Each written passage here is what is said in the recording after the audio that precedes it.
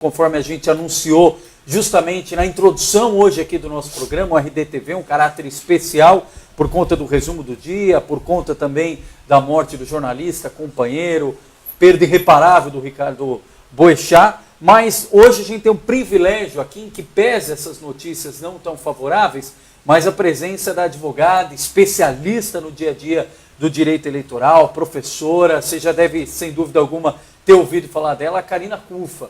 Uma profissional aí que tem cada vez mais tido ascensão. Aliás, desde o ano passado a gente tentava viabilizar uma agenda, mas justamente pela correria, aliás, Valor Econômico, os grandes periódicos fizeram reportagem atualizando, faz parte desta nova e valorosa safra de advogados que estão atualizados com o dia a dia da questão eleitoral, deste novo momento político, e mais do que oportuno a presença dela para atualizar, para trazer para a gente esse dia a dia e tentar traduzir para a gente, para você que está no outro lado aí da telinha e da telona nos acompanhando, para quem é leigo no dia a dia do mundo jurídico, em especial das questões eleitorais. Doutora Karina, satisfação em recebê-la aqui, muito boa noite, obrigado pela presença. Boa noite, Leandro, boa noite.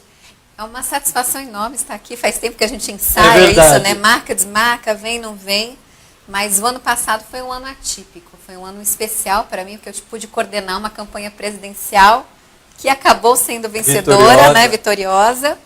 E foi uma experiência muito grande, muito intensa, né? E agora as coisas estão entrando um pouquinho mais nos eixos e voltando à normalidade.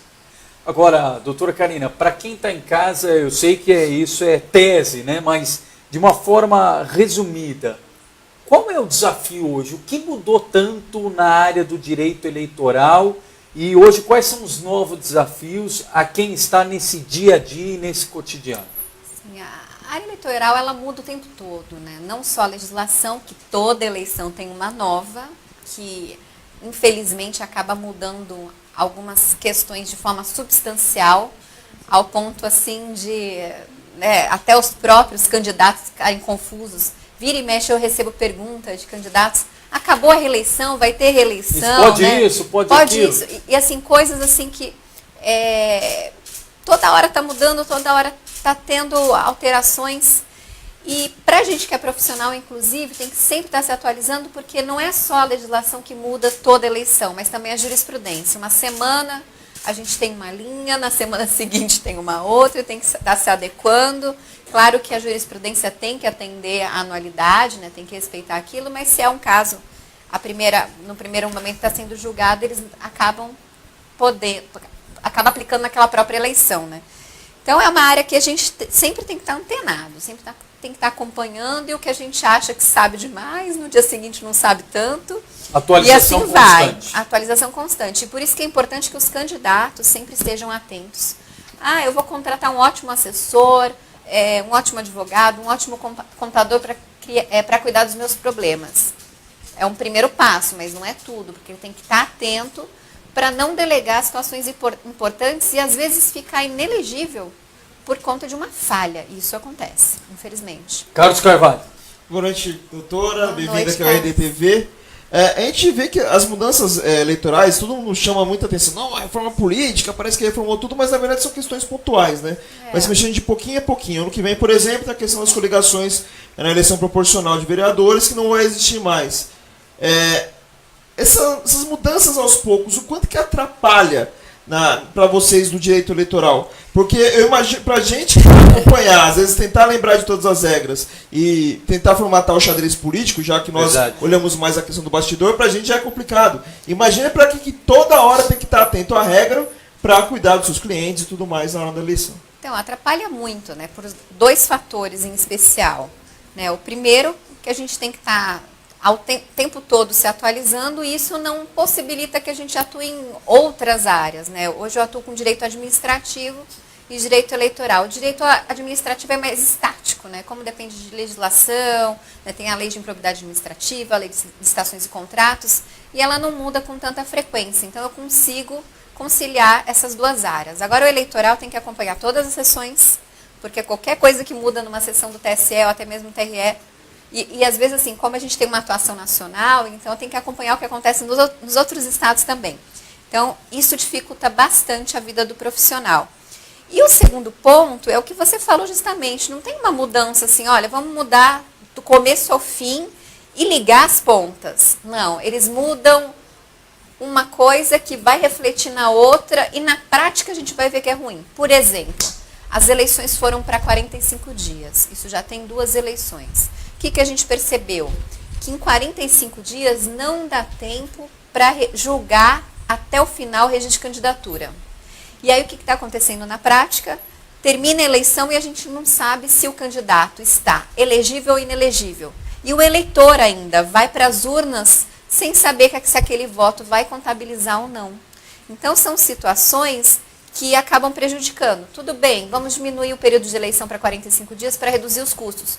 Mas vamos então antecipar o pedido de registro de candidatura para quando começar o jogo, a gente já saber quem é jogador. Quem pode e quem não pode. Exatamente. Então, assim, a gente brinca muito, né, falar assim, as deformas eleitorais, porque a gente não teve até o momento uma reforma de falar, olha, hoje para o país funciona tal sistema, mas para adotar esse sistema tem que fazer isso, isso, isso. Por exemplo, hoje se fala muito de candidatura avulsa, né, independente, sem partidos. Eu acho uma ideia bacana, mas o nosso sistema, se for mudar só essa regra, vai gerar uma bagunça gigantesca. Primeiro, como que a gente distribui fundo partidário, tempo de televisão, o próprio FEFEC, que veio agora, né, sou contra esse tipo de fundo, mas, enfim, ele surgiu agora, a nossa realidade. Como que a gente faz a distribuição, se a distribuição é de acordo com um número X, né, de representantes do partido? Então, como que a gente faz essa distribuição para aquela candidatura avulsa? Ela não recebe nada, então ela não vai ter visibilidade, ela vai depender unicamente das redes sociais? Quem quer assim que vai ter que assumir o risco? Eu acho que a gente precisaria repensar, se for mudar mesmo o sistema, ou a gente trabalha com as regras como elas estão e vai adequando, ajustando, melhorando, né, já vendo dessas últimas reformas quais são os problemas e ajustar, ou a gente repensa, vai mudar o sistema, vamos mudar o sistema então, vamos ver o que se adequa ao país, e não vamos deixar falhas, que é uma mudancinha aqui que implica em todo o resto. Aí, doutora Karina, remete a 2 temas bastante atuais. Além dessas frequentes atualizações, e faz parte do processo, para o cidadão, para o leigo, dá a impressão que o atual sistema eleitoral, a atual legislação sempre tem brecha. E aí fica subjetiva ao entendimento de quem está com o poder da decisão ou a caneta na mão. E cito 2 exemplos. O objetivo aqui não é nominar ninguém, mas exemplificar os casos de grande repercussão. Então, por exemplo, eleição do Senado. Está lá no regimento que a votação é secreta. Mas aí, pela grande comoção, os próprios senadores dizem, vamos lá e vamos fazer uma eleição aberta. Aí, na madrugada da eleição, provocam o STF, o Dias Toffoli, não, vai ser secreta, como diz o regimento. E, em paralelo, tem o caso do vereador de São Paulo, Camilo Cristóforo. Foi cassado em primeira instância, mantida por unanimidade a cassação pelo TRE, só que ele não se ausentou do mandato, não perdeu o mandato, porque conseguiu, aí no português, um efeito suspensivo no TSE, que na semana passada foi derrubado. Então dá a impressão que, por mais que tenha uma legislação em frequente atualização, também há espaço para entendimentos ou brechas. E aí parece que o advogado que tem uma maior perspicácia, um maior conhecimento, consegue mudar o entendimento. Como é que a gente explica isso para o cidadão? A gente realmente tem algumas constâncias. Eu vou falar primeiro em relação à eleição da Câmara, do prefeito do Senado, né? E isso em especial porque eu acompanhei, eu li a decisão, porque eu falei, não é possível que o ministro Dias Toffoli tenha dado uma decisão conforme o que está sendo falado nas redes sociais. Fui puxar a decisão e li. E identifiquei o quê? E aí, voltando um pouquinho. Primeiro, teve procurar um Supremo dizendo assim, olha, o regimento fala que é secreto, nós queremos aberto. Qual foi a posição do Supremo? Quem decide é o próprio órgão que é soberano. Na segunda situação, vieram com questionamento em relação aí tinham vários questionamentos e um deles era em relação à possibilidade do presidente presidir aquela sessão, sendo que ele era candidato. Caso do Davi Alcolumbre. O Davi Alcolumbre. E ainda tinha uma situação, para você mudar o regimento, você não poderia mudar o regimento na sessão de eleição. Pelo regimento interno, você tinha que esperar, tinha que passar a a sessão de eleição e aprovar isso numa sessão específica para a mudança do regimento. Então, a decisão do ministro Dias Toffoli não foi equivocada, pelo contrário. Ele observou esses 2 pontos. Primeiro, tem que seguir o regimento. Para ir contra o regimento, precisa alterar E a independência por sessão deles. competente. Então, não tinha isso. E o segundo ponto, que ele estava como candidato lá, e como candidato ele não poderia presidir a mesa. E aí, foi até no final ficou bom, porque aí, com essa decisão, resolveram o problema, fizeram a votação. Obviamente que os deputados que quiseram divulgar o voto, divulgaram até pelas suas próprias redes sociais, ou até... Né, Tanto que foi isso que foi isso motivou que a fizeram, desistência do Renan Calheiros. e foi o que motivou a decisão do Renan Calheiros. Então, assim, tudo acabou funcionando bem. E o que a gente tirou de conclusão isso? Que o Senado, né, no caso, deve analisar melhor o seu regimento e atualizar de acordo com os anseios atuais. E hoje a gente vê muito um anseio da sociedade de forma muito afirmativa, né, pelas redes sociais, e até essas críticas quando vem, né, Carlos, Leandro, é engraçado porque as pessoas criticam, falam, não, que absurdo, deu a decisão de madrugada. Mas se não desse na madrugada, sabe o que ia acontecer? Ia realizar a sessão e depois o plenário do Supremo ia decidir se anula ou não a sessão. Mais do que isso, se Então, o Dias Toffoli desse aquele pedido conforme a solicitação dos senadores, ia aparecer interferência dos poderes. Sim. Olha, o STF está interferindo num regimento feito pelo Senado. Sim, então tem que seguir o regimento, né? Então eles tinham que seguir o regimento. O Supremo foi provocado, disse isso. E assim, imagina a cena, se ele não tivesse dado a liminar, falar, não, deixa para o dia seguinte, deixa para depois, ia acontecer a sessão, aí anular a eleição para ela acontecer de novo. Então, assim, tudo correu bem. E esse é o papel do julgador. Quando ele vê uma situação em que ele sabe que a demora dele vai causar um prejuízo irremediável, ele tem que trabalhar até de madrugada. Né? Então, nesse ponto, eu acho que correu tudo bem, que a decisão está perfeita, não teve nada de equivocado. E, por ter sido na madrugada, eu acho que justifica até mesmo essa situação emergencial. Né? Então, eu acho que tem que ser assim, que tem que seguir. E em relação às decisões judiciais, eu vou falar de uma forma genérica, para a gente não falar de candidato específico. Esse caso eu falei porque envolvia o Supremo. Claro, claro. E eu sempre gosto, assim, de quando envolve o judiciário e tem um conhecimento do que foi feito, sempre defender a postura do judiciário, que é uma instituição que eu acredito ser muito séria e acredito muito no papel, né, dos magistrados. Assim, dificilmente a gente vê uma decisão fora da curva. E até voltando nessa questão, por que às vezes tem uma decisão que o juiz de primeira instância da zona eleitoral vai lá, defere o registro, vamos dar um exemplo de registro. Chega o TRE, indefere, e o TSE defere. E fica naquela...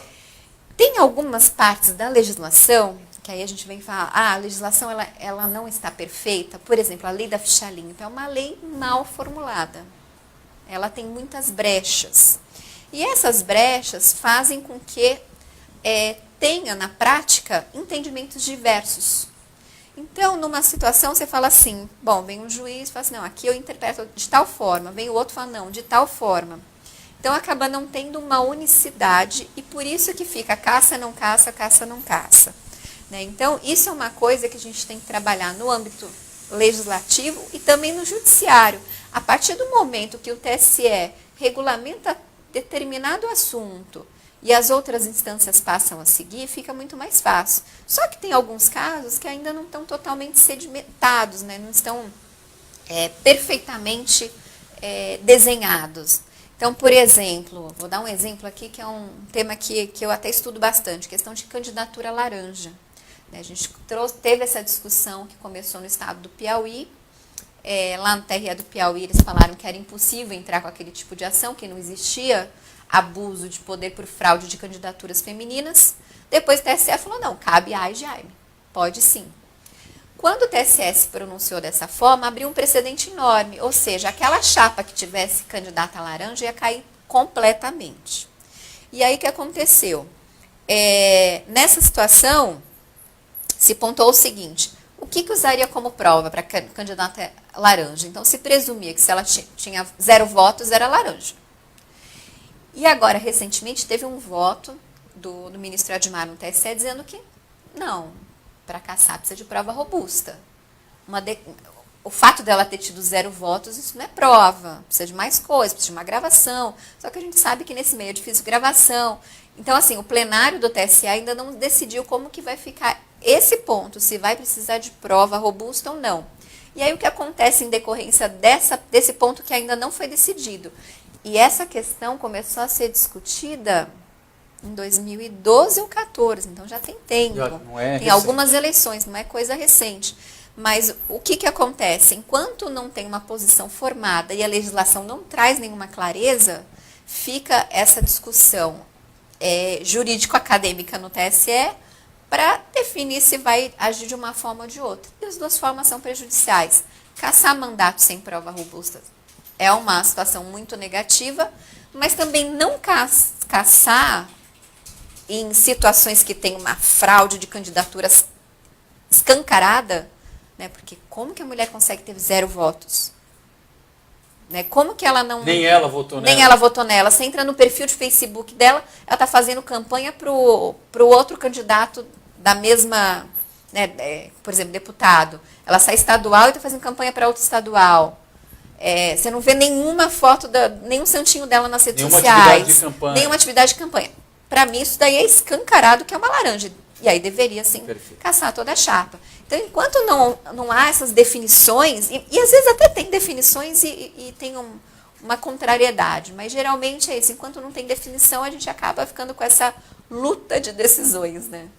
Mas isso também não é causado porque quem define as regras eleitorais, que são os deputados e senadores a partir da votação da legislação, não conversam com o pessoal do judiciário? Ou seja, eles fazem uma regra que muitas vezes é colocada em cima de interesses político-partidários ou político-eleitorais, e essa regra nunca conversa com o que o jurídico está observando. Às vezes até se muda regras que já foram definidas pelo TSE ou por outros órgãos por um determinado interesse. Não interessa. Por casuísmo. Pelo casuísmo. Isso não atrapalha essa falta de conversa dos poderes para... Vamos sentar todo mundo aqui, vamos tentar definir uma regra única aqui, um caminho único e votar, aprovar e seguir em frente? É sempre difícil ter esse consenso. Tem encontros, já aconteceram alguns encontros, alguns eu até participei, em que ministros foram à Câmara dos Deputados para fazer uma palestra sobre reforma eleitoral e discutir com os parlamentares. Então, assim, essa tentativa de diálogo, ela sempre é buscada no meio acadêmico, digamos assim, né? Através desses eventos, de artigos jurídicos. Então, vai criar uma comissão de reforma, chamam juristas... E se você for analisar, as comissões de reforma são super qualificadas, né? Tem os melhores juristas acompanhando isso. Mas quando vai para a votação, às vezes não sai exatamente como recomendado. Até porque nós, juristas, né, a gente tem uma limitação, que nós não temos mandato. Né? A gente pode dar uma indicação, mostrar o que na prática atrapalha um pouquinho, como pode ser, mas nem sempre acaba saindo como gostaríamos, né? Mas sem dúvida, se tivesse a oportunidade de ter um estudo aprofundado e até criar um código de processo eleitoral, nós não temos um código de processo eleitoral. E na advocacia eleitoral, acaba tendo mais entraves do que a prática eleitoral. E aí é por isso que alguns advogados que não militam na área acabam perdendo prazo, por exemplo. E o pontapé disso é no Congresso. Quem tem que estabelecer o código de processo. Os legisladores. Exatamente, sempre no Congresso.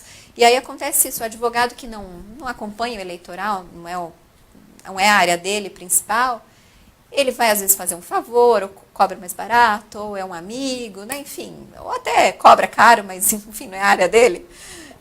E aí ele vai se prestar esse serviço, e o que acontece?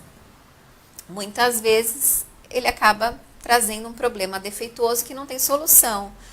Não apresenta um documento fundamental até o regional, que é o momento oportuno, ou então perde um prazo, porque a contagem de prazo no eleitoral é extremamente diferente do que das outras áreas, mesmo o Código de Processo Civil falando que se conta em dias úteis, mas a gente não segue, o que segue é uma resolução.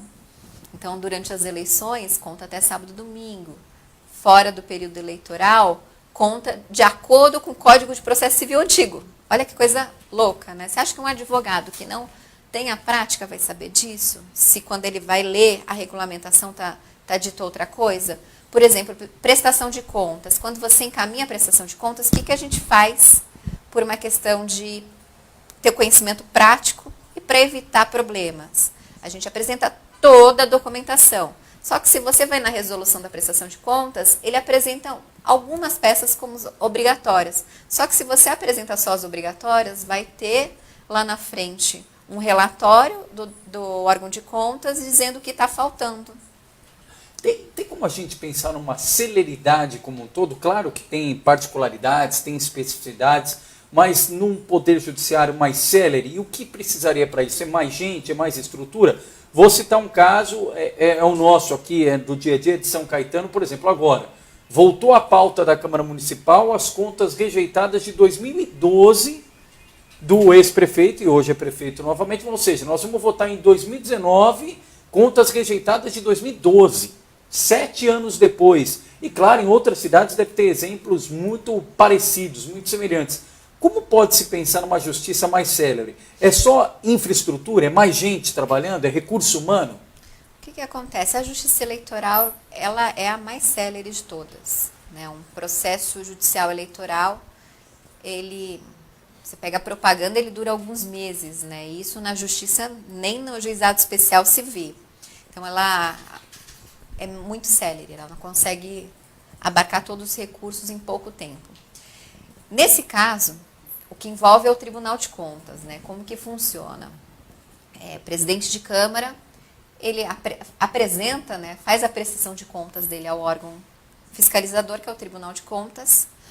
O Tribunal de Contas faz uma análise e aí tem oportunidade de recursos, acaba demorando e esses recursos não são julgados tão rápido como na Justiça Eleitoral, e depois isso volta, né, no caso de conta de prefeito, volta para a Câmara para julgamento. Se for conta de presidente da Câmara, basta o julgamento do Tribunal de Contas. Então, acontece isso. Esse procedimento do prefeito prestar contas para o tribunal analisar e analisar todos os recursos e depois voltar para a Câmara, levam-se muitos anos, até porque contas de 2013 ele só vai prestar em 2014. Perfeito. Então a gente já perde, em tese, um ano. Né? E não tem aquela fiscalização concomitante, até porque teria que ser gigantesco. Então eu vejo muito nesse sentido. Se a gente tivesse,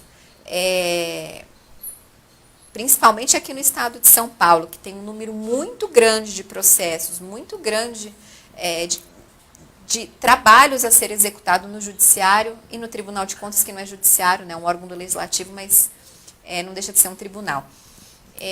Sem dúvida, isso seria mais célere. E aí, onde está o problema? A questão de orçamento. Quando se pensa em orçamento, o Judiciário não tem um orçamento próprio. Ele depende de recursos que vêm do Executivo. E, assim, isso acaba sendo sempre limitado. Precisaria de mais concursos, precisaria de um número maior de juízes, isso sem dúvida nenhuma. Tem juízes em comarca que não tem um estagiário. E ele cuida, às vezes, sozinho de uma infinidade de processos. Então, chega até a ser desumano, né?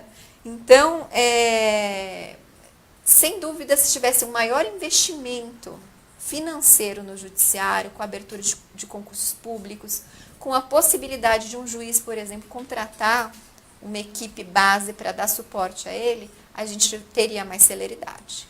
Marli Aparecida, obrigado. Ayrton, Antônio Leite, Wagner Agostini, Miro Mota, o Eduardo Leite eu citei, o Rodrigo Moya mandando um abraço aqui para a doutora Karina, está dizendo que sempre acompanha o trabalho dela. E doutora Karina, rapidamente, para aproveitar também o conhecimento e o know-how na questão do direito administrativo, acho que todos os prefeitos que nós entrevistamos aqui, né, Carlos Carvalho, reclamam e tem uma grita recorrente das dificuldades da Lei 8666. Olha, a gente precisa rever a lei das licitações. Eu tenho que comprar um copo, eu tenho que abrir um certame, demora 120 dias, demora 90 dias. Quando tudo está caminhando bem, alguém coloca algum obstáculo, aí manda parar a licitação, atrasa o uniforme, atrasa material escolar. Fora que também tem embate com a lei eleitoral muitas vezes, ou seja, que atrapalha licitação de uniforme, licitação de merenda, sempre Sempre tem Como um que é caso desse. possível manter a concorrência, a oportunidade igual, equânime, mas ser mais ágil e tentar flexibilizar a Lei 8666? Tem alguma discussão em curso? Tem uma reforma, né, que estão buscando apresentar uma nova lei de licitações e contratos. Mesmo esse projeto novo, ele também tem deficiências, infelizmente. Uma deficiência assim, que eu acho muito grave, que eles não estão corrigindo, é em relação ao valor.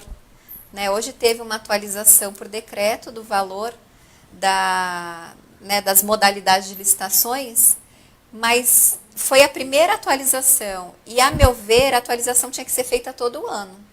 Né? Porque R$80 mil, por exemplo, que é o limite da carta convite, na época da promulgação dessa lei, era muito dinheiro, hoje não é nada.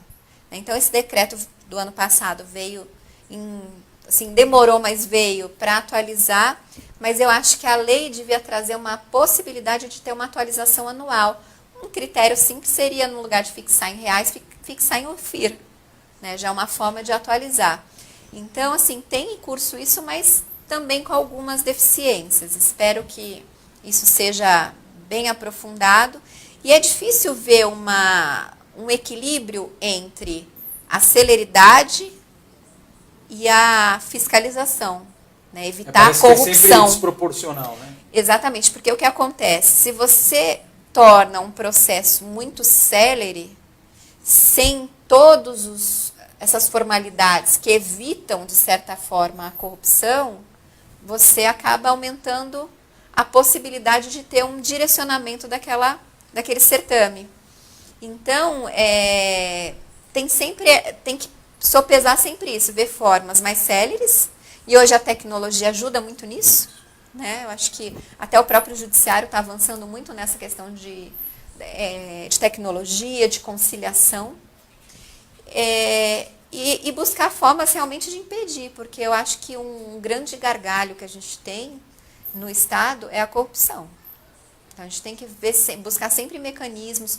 O compliance, por exemplo. O compliance é utilizado hoje em diversas empresas e tem sido muito eficiente. Está se buscando isso agora para os partidos políticos. Né? A gente vai trabalhar agora no PSL com compliance, e é muito bacana isso, a iniciativa do presidente de querer adotar. E o poder público ele também pode adotar mecanismos, né, dentro dos órgãos, dentro da instituição, para evitar esses furos. Porque tudo que você tem procedimentos, que você tem meios de fiscalização, você diminui furo. E diminuindo furo, você, não digo acabar, mas reduz a corrupção. Derradeiro, Carlos. Não, eu estava pensando aqui, porque nós jornalistas às vezes vamos ver determinadas licitações de prefeitura e tudo mais, algo comum pra gente, e a gente bate o olho e fala assim, determinada empresa estava na campanha de fulano. Não deveria ter. Ou seja, se a gente com muita simplicidade consegue verificar, fazer a fiscalização, entre aspas, a gente fala assim, como é possível que os órgãos não consigam, né?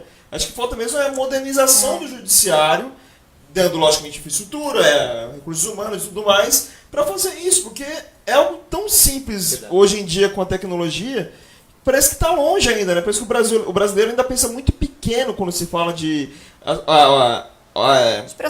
de procedimentos, com tecnologia, com modernidade, ainda falta esse pensamento grande nessa história, né? E se me permite, por Leandro, favor. O que ele levantou é muito interessante. Antes a gente tinha doação de pessoa jurídica. E aí o fim de doação de pessoa jurídica veio com o fundamento que isso acabaria com a corrupção. Eu acho que isso atrapalha a fiscalização. Porque antes era o que você falou, como que a empresa A, que doou não sei quantos milhões, às vezes, né? Porque 1.000 milhões, porque é percentual, né? Agora é prestadora de serviço da prefeitura. Né? Então, você conseguiria, pelo menos, criar uma suspeita ali. Agora, com o fim de pessoa jurídica, eu acho que tende a aumentar o caixa 2 e diminuir a possibilidade de fiscalização. Então, a meu ver, não deveria acabar com doação de PJ. Deveria o quê? Adotando até a linha do voto do ministro Teori, né? Que ele falava o seguinte, que deveria permitir a doação de pessoas jurídicas, mas criar sistemas com a finalidade de evitar esse tipo de conluio. E um exemplo que nós temos seria assim, eu tenho uma empresa, se eu doar, eu tenho que escolher um candidato, por exemplo, aqui em Santo André. Então, assim, tem 5 candidatos, eu vou escolher um. E aí, em ganhando a licitação, não posso doar para ele, para a prefeitura que ele estiver administrando. Então, eu posso doar, não, participar de uma licitação aqui. Aí eu participo de uma licitação em São Caetano, por exemplo. Então, isso assim reduziria a corrupção e ajudaria a fiscalização. Então, cada vez que vem uma fórmula mágica para acabar com a corrupção ou para melhorar o sistema, se não é pensado de uma forma global, acaba atrapalhando. Falando em doação, eu vou usar o termo do popular, mas tem o termo em inglês bonitinho, certinho, até a doutora pode citar. Mas em 2018 ouvimos muito falar da tal da vaquinha eleitoral. Ó, todo mundo pode doar virtualmente, principalmente os candidatos youtubers tal, fizeram grandes campanhas para arrecadação. E por outro lado, a gente via principalmente aqueles candidatos mais tradicionais. Olha, eu tenho receio, eu não sei quem vai me doar, eu posso ter problema lá na frente. Essa é uma iniciativa, uma prática que veio para ficar, precisa ser aperfeiçoada ou ela vai cair no esquecimento? Sabe que quando veio a aprovação da lei, né, do crowdfunding, eu fui um pouco, não contrária, mas assim, eu não acreditava muito que isso viraria realidade.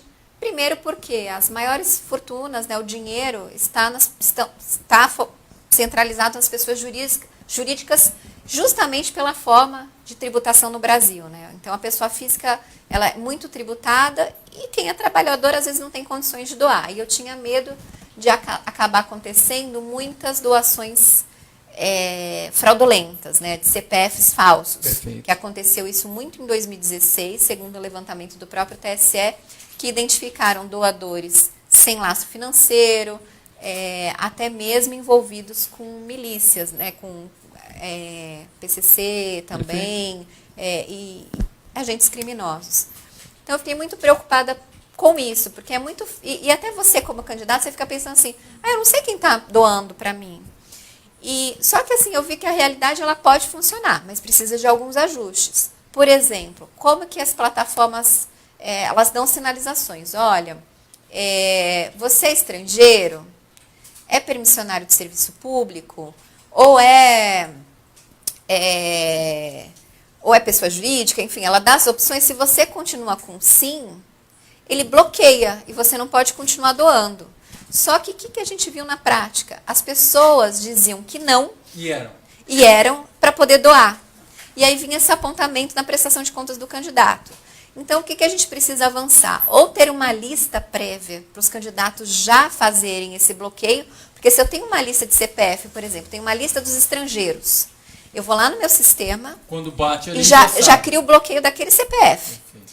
Ou dos permissionários de serviço público, que é mais difícil. Imagina, a minha campanha é lá no interior da Bahia e ele é um taxista no interior de São Paulo. Dá para fazer esse filtro também com os valores? Porque a gente sabe que pela lei os a pessoa valores... física só pode doar até 10% Exato. do que declarou no ano anterior. Não tem, por quê? O que acontece? A declaração de renda ela é sigilosa. Então, eu tenho que confiar na pessoa que ela está dizendo que ela pode doar aquilo que está dentro dos 10%. E se ela quiser prejudicar, é um aliado de um concorrente político, pode. Quiser se prejudicar, pode. E esse era o meu medo quando a gente falava de vaquinha virtual, que é um mecanismo facilitado de você eventualmente prejudicar terceiro. Mas é um mecanismo bom, que a gente viu que deu, na verdade, uma incentivada, uma aproximação do eleitor ao candidato, né? O presidente da República, por exemplo, ele teve doações via vaquinha virtual e a gente viu, assim, isso eu via, assim, às vezes conversava com alguém na rua, a pessoa falava assim, eu doei, eu entrei, eu apostei. Então, assim, é gostoso ver essa aproximação. No formato antigo, para você doar para um candidato, você tinha que entrar no site para ver os dados bancários, ou ligar lá no partido político ou no comitê para saber os dados bancários. Então, isso criava um distanciamento. Com essa ferramenta, a pessoa que quer participar fala, eu acredito nesse projeto, eu vou lá e vou doar. Nem que seja R$10, mas a pessoa vai lá e ela Perfeito. Participa. Só que tem essas deficiências. O que a gente poderia ajustar, por exemplo? Olha, cada pessoa física pode doar até, sei lá, R$5.000, R$10.000, não sei. Pensar num valor de acordo com a realidade, ou às vezes até mais, mas assim, fixar em valor e não percentual. Então, isso a gente já elimina. E pensar nessas formas, ou criar uma lista de estrangeiros, ou assim, por que permissionário não pode doar? O concessionário eu entendo, porque ele tem uma concessão, né, tem um interesse grande. Agora, qual influência um taxista, um dono de banca de jornal, né, Perfeito. que influência ele tem na política? Né? Pequena, é um cidadão comum querendo participar. Então, acho que a gente precisaria ajustar essas regras também. Dona Neto, obrigado. Doutor Tiago Aguiar. Doutora Karina, sei que a gente ainda tinha uma pauta também vasta pela frente, mas sem dúvida está debutando aqui no RDTV, mas vai voltar em outras oportunidades. Doutora Karina Cufa, responsável aí pelos encaminhamentos, essa nova safra de advogados especialistas no direito administrativo, no direito eleitoral, traduzindo alguns temas importantes, polêmicos do dia a dia aí, alguns termos que a gente tem ouvido com frequência aqui, Carlos Carvalho, e sem dúvida alguma vai voltar em outras oportunidades, fonte importante do nosso dia a dia do jornalismo aqui, não só regional, mas nacional também. Doutora Karina, obrigado pela gentileza da entrevista, à vontade para suas considerações finais. Obrigada, eu que agradeço. Foi uma imensa satisfação e o papo estava tão bom que A eu hora ficaria passa aqui mais aqui. umas 2 horas, no mínimo. Mas já aceito o convite para voltar. Legal. Foi uma grande satisfação. Lamento não ter vindo antes. Não, mas vai voltar mais vezes, com certeza. E agradeço a todos que acompanharam o programa e fico à disposição sempre para estar esclarecendo dúvidas. Eu, até por ser professora, adoro, né, tirar dúvidas, auxiliar. E até em decorrência disso, a gente logo vai inaugurar um canal e eu vou apresentar a vocês, que chama Eleita. Que legal. Né, já está sendo divulgado, que é para trabalhar com foco na formação política feminina, né, na educação de mulheres na política, mas obviamente que sem exclusão dos homens, porque E esse está nas jamais... redes sociais, né, doutora? Já tem alguns vídeos no YouTube. Legal. E a gente trabalha com foco na mulher, mas sem excluir os homens, porque esse jamais seria o meu papel. Que legal. Vai voltar em outras oportunidades. Obrigado pela gentileza. Obrigada. E Carlos Carvalho, tem aí nas considerações finais também o nome dos nossos sorteados, por favor.